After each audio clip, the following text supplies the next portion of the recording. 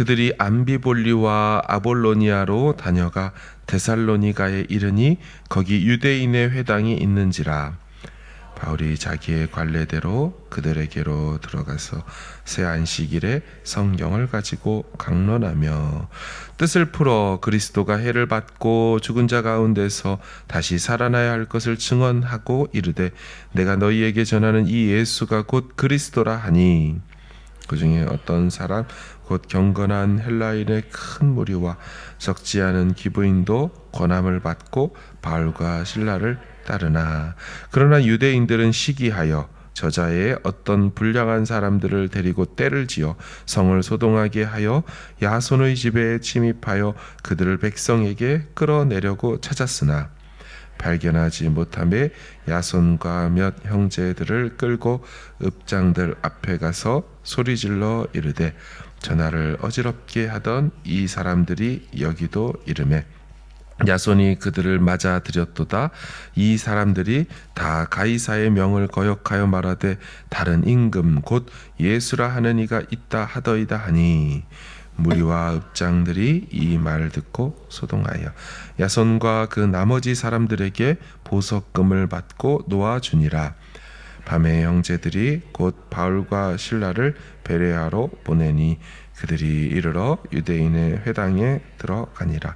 베레아에 있는 사람들은 데살로니가에 있는 사람들보다 더 너그러워서 간절한 마음으로 말씀을 받고 이것이 그러한가 하여 날마다 성경을 상고하므로 그 중에 믿는 사람이 많고 또 헬라의 기부인과 남자가 적지 아니하나, 데살로니가에 있는 유대인들은 바울이 하나님의 말씀을 베레아에서도 전하는 줄 알고 거기도 가서 무리를 움직여 소동하게 하거늘 그들이 곧 바울을 내보내어 바다까지 가게 하되 실라와 디모데는 아직 거기 머물더라. 함께 있습니다. 바울을 인도하는 사람들이 데리고 아덴까지 이르러 그에게서 실라와 디모데를 자기에게로 속히 오게 하라는 명령을 받고 떠나니라. 아멘. 바울은 어제의 빌립보 지역에서 암비볼리와 아볼로니아를 거쳐서 데살로니가라는 곳에 도착합니다. 데살로니가에도 유대인들의 회당이 있었습니다. 역시나 바울은 이 동족에게로 갑니다. 거기서 새 안식일 동안에 성경을 가지고 강론했다라고 말하죠. 새 안식일 최소 3주를 말하는 건데요. 길게는 2달까지도 볼 수가 있겠습니다. 이때 바울이 전한 내용은 무엇인가? 유대인들, 너희들이 그렇게 기다리고 기다리던 그리스도가 누구냐에 대한 말씀이었습니다. 그리스도가 해를 받고 죽은 자 가운데서 다시 살아나야 할 것을 증언한 것이지요. 아마도 사도 바울은 이사야 53장에 고난받는 메시아 그리스도를 전했을 것이고 그 외에도 다른 이사야 본문들로 설교했을 겁니다. 그리고 그 구약에 계시된 메시아가, 그 그리스도가 바로 이 예수다라고 결론을 내렸겠지요. 자, 이 말씀을 들은 경건한 헬라인의 큰 무리들과 또 적지 않은 귀부인들이 이 바울이 전한 말을 따르기로 합니다. 이전에 비시디아 안디옥에서도 귀부인이라는 표현이 등장하는데요. 거기 귀부인들은 유대인들의 선동을 당해서 바울과 바나바를 비시디아 안디옥에서 쫓아내는데 일조했던 귀부인들이었습니다. 하지만 이 데살로니가에서 나오는 귀부인들은 달랐습니다. 바울의 말을 잘 따랐지요. 아마도 이들은 로마 군대의 퇴역 장성들의 아내들이었을 거라고 봅니다. 자, 그러나 이렇게 많은 헬라인들과 기부인들이 바울을 따르자 그곳에 있는 유대인들이 또 가만히 있지를 못합니다. 저작거리에 있던 불량배들을 선동해서 바울과 실라가 깽판을 복음 전하지 못하도록 해버리는 거죠. 바울과 실라가 위험에 처하자 그들을 숨겨주었던 야손이라는 사람을 그들이 끌고 해당 지역의 읍장들에게 데려가는데, 이 읍장들은 치안관들일 것입니다. 그래서는 막 억지 고소를 하는 거죠. 야손과 야손의 집 사람들이 이상한 사람들을 숨겨주고 있다. 그들은 가이사의 명을 거역하는 사람들로서 가이사 말고 시저 황제 말고 다른 왕이 있다라고, 예수라는 왕이 있다라고 한다. 7절을 보시면요, 야손이 그들을 맞아 들였도다. 이 사람들이 다 가이사의 명을 거역하여 말하되 다른 임금 곧 예수라는 이가 있다 하더이다 하니, 결국 이 극심한 유대인들의 반대에 부딪힌 바울과 실라는 그곳을 떠날 수밖에 없죠. 밤에 떠납니다. 데살로니가에서 얻게 된 형제들이 도와주죠. 바울과 실라를 약 80km 떨어진 베레아라는 지역으로 피신을 보냅니다. 자, 그런데 바울도 참 대단합니다. 좀 전에 데살로니가에서 유대인의 회당에 들어가서 복음 전하다 유대인들한테 핍박을 받아놓고도 베레아에 돌아와서도 다시 유대인의 회당으로 직행하지요. 10절을 보십시오. 밤에 형제들이 곧 바울과 실라를 베레아로 보내니 그들이 이르러 유대인의 회당에 들어가니라. 자, 그런데 참 감사한 것은 이곳에 있는 사람들은 데살로니가에 있는 사람들과 달랐다라는 것입니다. 여기 베레아에 있는 사람들의 태도는 오늘날 성도들이 가져야 될 건강한 태도로서 많이 제한되고 있죠. 그래서 심지어 이단들도 베레아라는 명칭을 가져다가 본인들 교회 이름을 삼거나 아니면 교회의 교육부서의 이름을 베레아라고 짓기까지 하죠. 자, 베레아 사람들의 특징이 무엇이라고 합니까? 데살로니가에 있는 사람들보다 더 너그러웠다라고 말하죠. 11절을 보십시오.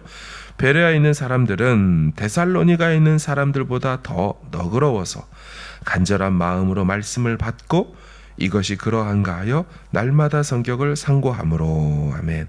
이 너그럽다라고 번역된 단어는 오픈 마인드, 열린 마음, 혹은 고상한, 고결한 마음, 이런 뜻을 갖고 있습니다.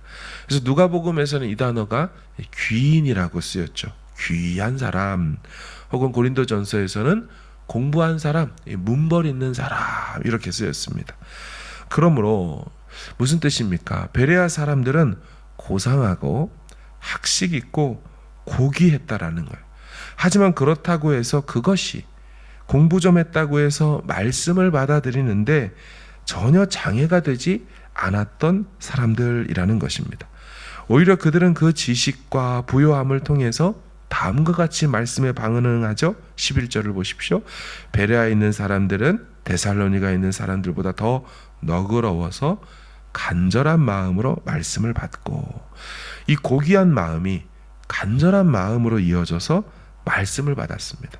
직역하면 모든 열의와 모든 열망으로 말씀을 받았다는 거죠. 말씀에 대한 열정이 바로 베레아 사람들의 특징이었다는 겁니다. 그래서 이들의 자세는 날마다 성경을 상고하는 자세로 나타났다라고 말하죠. 여기서 상고하다라고 번역한 헬라어의 아나크리노라는 단어는 연구하다, 조사하다, 어떤 의문에 대해서 주의 깊게 연구하다, 이런 뜻입니다. 신약에서는 질문하거나 법정에서 신문하거나 분별하거나 할 때 이 단어가 사용되었죠. 자, 정리하면 베레아 사람들의 특징은 열린 마음, 고상한 마음, 뭔가 아는 사람의 마음을 가졌으며 이것이 말씀에 저항하는 마음이 아니라 오히려 말씀에 대해 모든 열의와 열정을 가지고 날마다 말씀에 대해 질문하고 궁금한 것은 연구하고 분별해내는 그런 사람들이었다는 것입니다. 자, 그 결과가 어떻게 되었다라고 말합니까? 12절을 보시면 그 중에 믿는 사람이 많고 또 헬라의 귀부인과 남자가 적지 아니하나. 이런 마음의 사람들이었기 때문에 선교의 열매가 많이 맺어졌다라고 보고하고 있는 것입니다. 여기서 이렇게 믿은 사람들 중에 한 사람을 나중에 사도행전은 뒤에서 소개합니다. 바로 베레아 사람 소바더라는 사람입니다. 물론 여기서 나와 있지 않지만 이 바울이 지금의 2차 선교 여행을 다 마치고 3차 선교 여행을 떠날 때 베레아의 소바더라는 사람이 선교에 같이 동역하는 걸 보게 되죠. 나중에 보는 20장 4절에 보면 아시아까지 함께 가는 자는 베레아 사람 부로의 아들 소바더와 귀한 동역자 소바더를 이곳에서 얻게 되었던 것이죠. 우리가 아는 것처럼 디도도 또 디모데도 다 선교하다가 만나서 합류하게 된 동역자들 아닙니까? 바로 이 소바더라는 사람도 여기서 얻게 된 사람입니다. 바울은 쫓겨나가고 밀려나가고 피신하고 도망 다녀야 했지만 하나님께서는 맺게 하실 구원의 열매들은 곳곳마다 다 준비시켜 놓고 맺게 하셨습니다.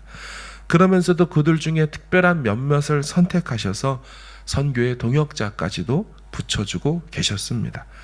그래서 그냥 보면 바울은 계속 쫓기고 유대인들에게 밀려나는 것 같지만 사실 그렇게 함으로 다른 곳으로 또 다른 곳으로 복음을 전하는 삶을 계속해서 살아가고 있다는 것이죠. 핍박이 오히려 선교의 갈 길과 여정을 안내해주고 있다라고 볼 수 있습니다. 그런데 여기 베레아에서 잘 선교하고 있으니까요, 또 가만히 있지 않죠. 저 위에 있던 데살로니가의 유대인들이 여기까지 내려와서는 바울 일행을 쫓아내고자 합니다. 13절 이하를 보십시오.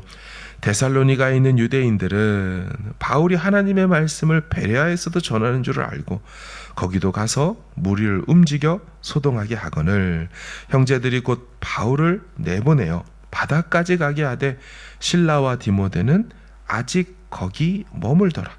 바울을 인도하는 사람들이 그를 데리고 아덴까지 이르러 그에게서 실라와 디모데를 자기에게로 속히 오게 하라는 명령을 받고 떠나니라. 아멘.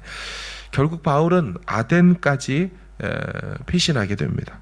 근데 이 과정에서 주목하여 볼 것이 두 가지가 있습니다. 첫째는 바울만 피신을 했고요, 같은 팀원인 실라와 디모데는 그곳에 두었다라고 14절에서 말합니다. 실라와 디모데는 아직 거기 머문다. 왜 그랬을까요?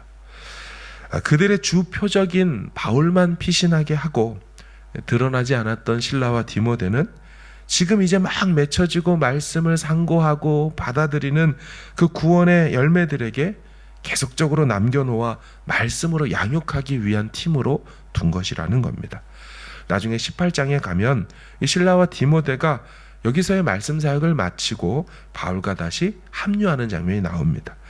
참 주도 면밀한 이 바울과 동역자들의 팀 사역을 볼 수 있습니다. 어찌하든지 영혼을 구원하고 말씀으로 양육하고 제대로 된 믿음을 갖게 하려는 이 몸부림이 이 선교 사역 가운데 보인다는 겁니다.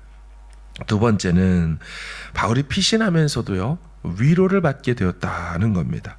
베레아에서 쫓겨나면서 결국 아덴이라는 곳까지 가게 되는데 바울이 홀로 가지 않지요. 모든 과정을 잘 보시면 형제들이라는 사람들이 나타나서 그를 계속 도와주고 피신시킵니다. 자, 14, 15절을 보시면 형제들이 곧 바울을 내보내어 바다까지 가게 하되 15절 바울을 인도하는 사람들이 그를 데리고 아덴까지 이르러. 지도를 볼 수는 없지만 베레아에서 아덴까지가 베레아 형제들이 인도해 준 곳인데 이 거리가 꽤나 상당합니다. 직선 거리가 300km지만 주로 걸어 다니지 않고 배를 타고 이동했습니다. 해상으로 따지면 500km 정도 되는 거리를 그들이 인도해서 피신시켜 준 것입니다. 이렇듯 바울은 늘 쫓겨다니지만 오히려 인도받듯이 보호자들과 인도자들이 곁에 있습니다. 그렇게 가는 곳곳마다 새로운 영혼들이 기다리고 있고요, 참으로 복음 전하는 자의 발걸음을 주께서 복되게 하고 계심을 볼 수 있는 것이죠. 말씀을 정리합니다. 오늘 본문을 보면 복음에 폭력으로 반응하는 자들이 있는가 하면 복음에 진지하게 반응하는 자들도 있었습니다. 바울은 늘 기다리는 열매가 있을 거라는 생각을 가지고 움직였던 것 같습니다.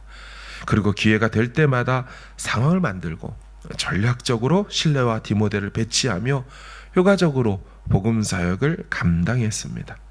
성경은 말하지 않지만 여러분, 배 타고 이동하고 피신해야 되는 500km의 여정에서도 바울은 분명히 자신을 인도해주는 쫓아나온 이 베레아의 형제들을 양육하고 훈련하면서 이동했을 것으로 보입니다.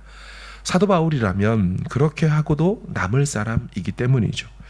이렇듯 사도행전에서 복음은 계속해서 세상 곳곳을 누비고 있습니다. 죽어진 영혼들 살려내고 예수께로 돌이키는 일들을 행했습니다. 그리고 이 귀한 사역에 바울과 팀원들은 고난과 핍박이 늘 있지만 그럼에도 거침없이 사명의 길을 꿋꿋하게 걸어감을 보게 됩니다. 우리의 삶도 마찬가지입니다. 복음이 우리의 삶을 이끌어가고 관통하여 갈 것입니다. 거기에 우리는 사명자의 마음을 가지고 살아가야 할 것이죠. 내가 만나는 사람들, 시간과 상황 속에서 만나게 되는 사람들, 그냥 지나칠 수가 없습니다. 복음 말씀을 나누고 전해야 하는 것이죠.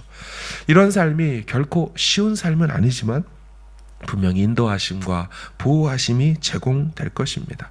하나님의 말씀 앞에 이 베레아 사람들처럼 늘 진지하고도 열린 마음으로 반응하여 귀한 성숙과 성장의 열매를 또한 맺어가는 우리 모두 되길 주님의 이름으로 축원합니다. 아멘. 무덤 문이 열리고 무덤 문이 열리고 마른 뼈 살아나니 주로 인해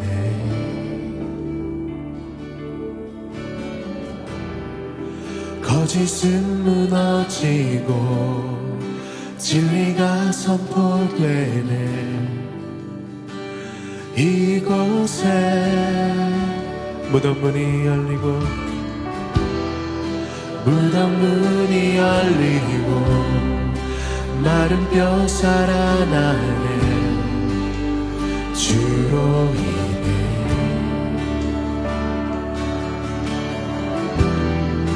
거짓은 무너지고 진리가 선포되네.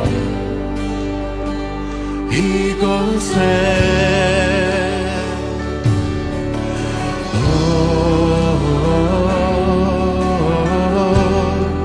생기가 돌아오네.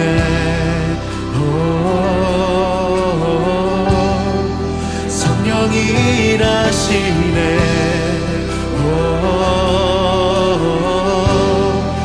회복이 일어나네. 부흥이 시작되네. 성령의 바람 여기 불어와 권능으로 임하시네. 거룩한 세대 여기 일어나 주님의 뜻 이루시. 성령의 바람 성령의 바람 여기 불어와 권능으로 임하신. 자리에 일어나서 나갑시다. 거룩한 새 여기 일어나라. 주님의 뜻 이루시네.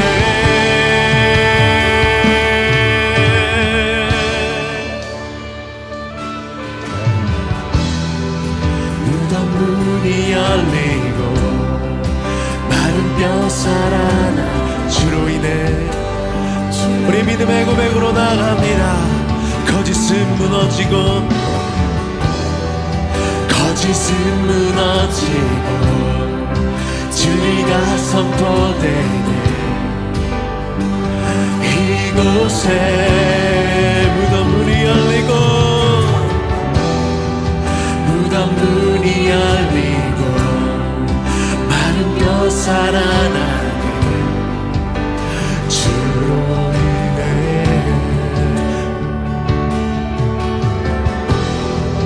거짓은 무너지고 진리가 선포되네.